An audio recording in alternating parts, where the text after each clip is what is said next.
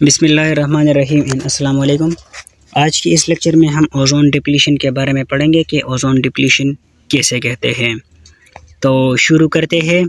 The ozone layer is a region in the earth stratosphere that contain high concentration of ozone and protect the earth from the harmful ultraviolet radiation of the sun. अब ozone depletion कैसे कहते हैं। तो atmosphere है, atmosphere के 4 layer है। तो पहला जो लेयर है इसको ट्रोपोस्फेयर कहा जाता है, दूसरे को स्ट्रेटोस्फेयर, फिर मीजोस्फेयर, थर्मोस्फेयर और फिर एक्सोस्फेयर। तो ओजोन जो है ये एक किस्म की लेयर है जो कि स्ट्रेटोस्फेयर में पाई जाता है, ठीक है, पाई जाती है या पाया जाता है ओजोन।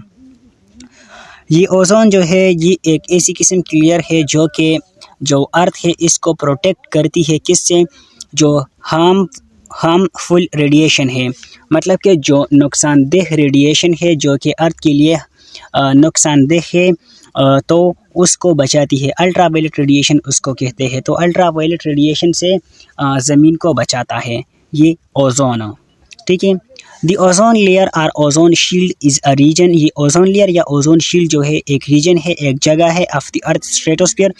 अर्थ का जो स्ट्रेटोस्फीयर है, जो दूसरा स्फीयर है जिसको स्ट्रेटोस्फीयर, इस स्ट्रेटोस्फीयर को इसी वजह से ओजोनोस्फीयर भी कहा जाता है। डेट एब्जॉर्ब्स, जो कि एब्जॉर्ब करती है most of the sun ultraviolet radiations. ज़्यादातर सन के जो अल्ट्रावायलेट रेडिएशन है तो इसको एब्जॉर्ब करती है। क्यों एब्जॉर्ब करती है? यहाँ पर लिख मोस्ट मतलब कि ज़्यादातर जो है वो एब्जॉर्ब करती है, ठीक है। तकरीबन 97% से लेकर 99% तक ये जो अल्ट्रावायलेट रेडिएशन है तो इसको एब्जॉर्ब करती है और थोड़े बहुत जो है वो इससे निकल जाते हैं। तो मतलब कि ज़्यादातर वो एब्जॉर्ब करती है। Layer and the earth stratosphere that contain high level of ozone. अब ये ऐसा नहीं है कि ये जो ओजोन है, ओजोन O3, तो ये सिर्फ और सिर्फ स्ट्रेटोस्फीयर पर पाई जाती है, बल्कि ये जो ओजोन है तो ये ट्रोपोस्फीयर भी पर भी मौजूद है, ठीक है। लेकिन ज़्यादा मकदार में जो है वो स्ट्रेटोस्फीयर पर मौजूद है और ट्रोपोस्फीयर पर भी पाया जाता है। लेकिन जो स्ट्रेटोस्फीयर पर है तो इसको गुड ओजोन कहा जाता है, क्योंकि ये जो है अर्थ को बचाती है जो हार्मफुल रेडिएशन है उससे, अल्ट्रावायलेट रेडिएशन से बचाती है। और जो ट्रोपोस्फीयर पर है तो वो नुकसानदेह है इंसानों के लिए भी और बाकी लिविंग ऑर्गेनिज्म के लिए भी, तो इसलिए इसको बैड ओजोन कहा जाता है जो कि ट्रोपोस्फीयर पर पाया जाता है। This layer protect the earth from the harmful ultraviolet radiation. It absorbs 97 to 99% of the ultraviolet radiation from the sun. ये हमने देखा कि 97 से 99% तक जो अल्ट्रावायलेट रेडिएशन है तो इसको बचाती है। In the absence of the ozone layer, अगर ये ओजोन जो लेयर है ये मौजूद ना होता तो फिर क्या होता? Millions of people would be affected by skin disease. लाखों लोग जो है वो इससे मुतासर होते, क्योंकि ये जो रेडिएशंस होते हैं तो ये नुकसानदेह होते हैं। तो ये रेस जो है अगर डायरेक्ट जो है ज़मीन पर जो लोग हैं उन पर पड़ते, या जो एनिमल्स है उन पर पड़ते, या पानी के अंदर जो फिशेस है, जो मेरीन लाइफ जिसको कहा जाता है उस पर, या एग्रीकल्चर फॉरेस्ट वगैरह पर, तो इसका बहुत ज़्यादा नुकसान होता। तो जिससे क्या होता है, ये जो होते हैं तो ये नुकसानदेह होते हैं। तो यही वजह है कि लाखों लोग इससे मुतासर होते। इससे स्किन डिजीज़ वो कास होती है, कैंसर कास होती है, वो आई कैंसर भी हो सकता है, स्किन कैंसर भी हो सकता है। इसके अलावा जो है जो इम्यून सिस्टम है तो इससे वीक हो जाता है। Ultraviolet radiation would also affect the environment adversely, leading to decreased productivity. और इसका जो असर है तो सिर्फ इंसानों पर नहीं बल्कि जो बाकी चीज़ें हैं इन पर भी, माहौल पर भी इसका बहुत असर है, और जिससे जो है जो एग्रीकल्चर है इसकी प्रोडक्टिविटी में डिक्रीज़ फिर होता, ठीक है। तो वो भी डिक्रीज़ कर देता है जब ये अल्ट्रावायलेट रेडिएशन जो है डायरेक्ट पड़ती है ज़मीन पर। फ़िल्टर मतलब कि फ़िल्टर किए बगैर, ये इसी तरह है कि ये अल्ट्रावायलेट रेडिएशन एक किस्म की ये जो ओजोन लेयर है इसको फ़िल्टर करती है। Fauna on Earth is also adversely affected by ozone layer. और जो फोना है, fauna is all of the animal life of any particular region और टाइम, ठीक है। तो उसको फोना कहते हैं। On earth is also adversely affected by ozone layer, तो वो भी इससे मुतासिर हुई है। नेक्स्ट ये सही तरीके से दिखाई नहीं देता, लेकिन ये लिखा है कि scientist have discover a hole in the ozone layer over the Antarctica. Antarctica के रीजन पर साइंटिस्ट ने जो है डिस्कवर किया है कि क्या है, वहाँ पर एक होल है। लेकिन इसका मतलब ये नहीं है कि मुकम्मल तरह जो है इसमें होल हो चुका है। इसका मतलब ये है कि ये जो रीजन है तो इसकी जो ये जो लेयर है ओजोन लेयर, तो ये पतला हो गया है, ठीक है। इसमें मुकम्मल तरीके से ये सुरा नहीं होता, बल्कि ये पतला हो गया है। तो इसका मतलब ये है दिस हैज़ फोकस। तो इसी वजह से क्या हुआ, जो साइंटिस्ट के और लोग हैं उन लोगों की इस तरफ जो है वो तवज्जो उन्होंने किया कि भाई ओजोन डिप्लीशन हो रखा है, जिसकी वजह से जो अल्ट्रावायलेट रेडिएशन है तो वो डायरेक्ट ज़मीन पर पड़ती है, जिससे बहुत नुकसान होता है। तो उन्होंने अब इसके लिए काम शुरू किया कि किस तरीके से इसको कम से कम किया जाए। The main reason for ozone hole are, अब ये जो ओजोन होल है तो इसकी मेन रीज़न क्या है। क्लोरोफ्लोरोकार्बन्स है, कार्बन टेट्राक्लोराइड है, मिथाइल ब्रोमाइड है एंड हाइड्रो क्लोरोफ्लोरोकार्बन, मतलब कि जितने भी CFCs हैं तो इसके लिए रिस्पॉन्सिबल है। इसके अलावा और भी हो सकते हैं, ठीक है, नेचुरल भी हो सकते हैं और मैन मेड भी हो सकते हैं। Ozone layer depletion is the gradual thinning of the earth ozone.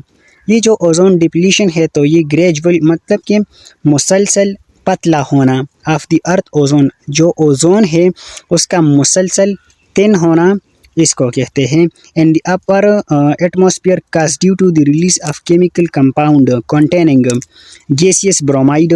अब ये जो पतला हो रहा है तो किसकी वजह से, जो गैसियस ये मैंने ब्रोमाइड बोला, ब्रोमीन, ठीक है, और क्लोरीन फ्रॉम इंडस्ट्रीज और अदर ह्यूमन एक्टिविटीज़।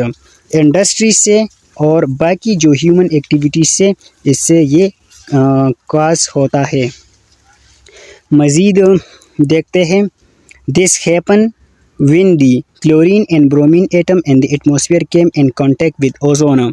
ये कब होता है, ये तब होता है जब क्लोरीन और ब्रोमीन जो है वो जो ओजोन है जो कि एटमॉस्फेयर में पाया जाता है उसमें डायरेक्ट उसके कांटेक्ट में आता है, जिससे क्या होता है ये जो ब्रोमीन है खासकर वो क्या करती हैं, ब्रोमीन या क्लोरीन दोनों जो है वो कॉज करती है इन चीज़ों को।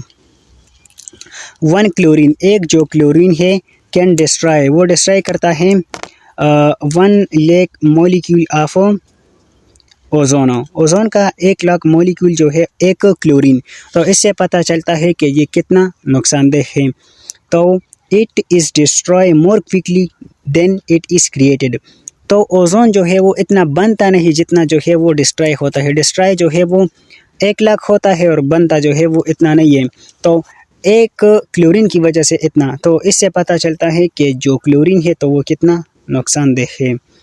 अब इसके लिए कोशिश की गई, जब साइंटिस्ट को पता चला कि ओजोन की जो लेयर है तो इसमें होल हो गया है या बहुत थिन हो गया है, तो इसके लिए ये एक प्रोटोकॉल हुई जिसको मॉन्ट्रियल प्रोटोकॉल कहा जाता है 1987 में, जिसका जो मेन एम था तो वो ये था कि जितनी भी वो सब्सटेंसेस है जो ओजोन डिप्लीटिंग सब्सटेंस है इसको कम से कम किया जाए ताकि जो अर्थ है इसको इस UV रेडिएशन से बचाया जा सके।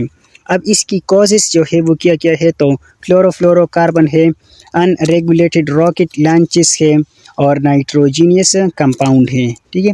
तो ये इसकी वजूहत है जिसकी वजह से ये ओजोन डिप्लीशन होती है। अब क्लोरीन को हमने देखा कि क्लोरीन जो है वो एक क्लोरीन का जो मॉलिक्यूल है तो वो 1 लाख जो ऑक्सीजन की जो मॉलिक्यूल है इसको डिस्ट्रॉय करती है। तो वो किस तरह, अब ये क्लोरोमीथेन है, तो जब जो अल्ट्रावायलेट रेडिएशन है वो डायरेक्ट इस पर पड़ती है तो ये क्लोरीन को अलग कर देता है और ये मीथेन को अलग कर देता है। तो ये जो क्लोरीन है तो वो किस चीज़ के साथ रिएक्ट करता है, ये ओजोन के साथ रिएक्ट करता है और इसको जो है इससे ऑक्सीजन अलग कर देता है और जो ClO इसको अलग कर देता है। अब ये जो ClO है ये दोबारा जो है वो ओजोन के साथ रिएक्ट करता है और इसी तरह ये बार बार इसको डिप्लीट करता है, इसको इसकी ब्रेकडाउन करता है। अब वो कौन कौन से सब्सटेंसेस के जो कि ओजोन डिप्लीट करते हैं, तो इसको ओजोन डिप्लीटिंग सब्सटेंस कहते हैं। तो इसमें क्लोरोफ्लोरोकार्बन है जो कि रेफ्रिजरेटर से निकलता है, एयर कंडीशनर से, सॉल्वेंट से, ड्राई क्लीनर एजेंट से वगैरह वगैरह, ठीक है। और हेलोन्स जो है इसमें है ओजोन डिप्लीटिंग सब्सटेंस में। तो जो फायर एक्सचेंजर्स के तो इसमें, ठीक है, वो लगा होता है अस्पतालों में, वो रेड कलर का होता है, तो वही, ठीक है। और कार्बन टेट्राक्लोराइड तो वो भी इसी से निकलता है जो कि कॉज करती है ओजोन डिप्लीशन। मिथाइल क्लोरोफॉर्म्स तो ये एडहेसिव एरोजल्स में जो है वो पाया जाता है जो कि नुकसान काज करता है। हाइड्रोफ्लोरोकार्बन तो वो सॉल्वेंट क्लीनिंग और यही जो फायर एक्सचेंजर है तो इसी में पाया जाता है जो कि नुकसानदेह है। जब वो हम इसको करते हैं स्प्रे की शक्ल में वो करते हैं माहौल में, तो ये जो है ऊपर जाती है जो कि जो ओजोन है इसको क्या करती है, डिप्लीट करती है। अब इसका जो असर है तो वो इफ़ेक्ट जो है वो ह्यूमन पर भी है, एनिमल्स पर भी है और एनवायरनमेंट पर भी है। तो ह्यूमन में देखें तो ह्यूमन पर असर इसका ये है कि वो कैंसर काज करती है, वो आंखों की कैंसर भी है, वो स्किन की कैंसर। इसके अलावा जो है एजिंग वक्त से पहले इंसान जो है वो बूढ़ा लगने लगता है, तो ये डिजीज़ जो है वो कॉज करती है। इसके अलावा जो इम्यून सिस्टम है तो इसको भी वीक करता है। एनिमल्स में भी यही कैंसर और इसके अलावा और भी बहुत सारी डिजीज़ है जो कि कॉज करती हैं। एनवायरनमेंट पर हमने पढ़ा कि एनवायरनमेंट पर ये असर है कि जो प्रोडक्टिविटी है वो डिक्रीज़ करती है। मरीन लाइफ पर जब पड़ती है तो वो भी इफ़ेक्ट होती है इससे। अब ऐसे कौन से काम किए जाए, मिटिगेशंस जो है वो की जाए ताकि इसको हम कंट्रोल करें। तो अवॉइड यूजिंग पेस्टिसाइड्स जो कि फसलों पर जो स्प्रे वगैरह होती है तो इसको अवॉइड करें और ऐसे किस्म करें जो कि नुकसानदेह माहौल के लिए ना हो। Minimise the use of vehicle और व्हीकल की जो यूज़ है तो इसको मिनिमाइज़ करें, कम से कम करें, ठीक है। हर एक बंदा इंडिविजुअल जो है वो इसको इस्तेमाल ना करे।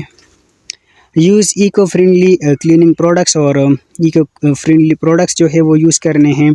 Use of nitrous oxide should be minimise और जो नाइट्रस ऑक्साइड है इसको कम से कम करना चाहिए। तो ये था आज का लेक्चर ओजोन डिप्लीशन के बारे में। इंशाल्लाह मिलेंगे नेक्स्ट लेक्चर में, तब तक के लिए दीजिए इजाज़त। अल्लाह हाफिज़।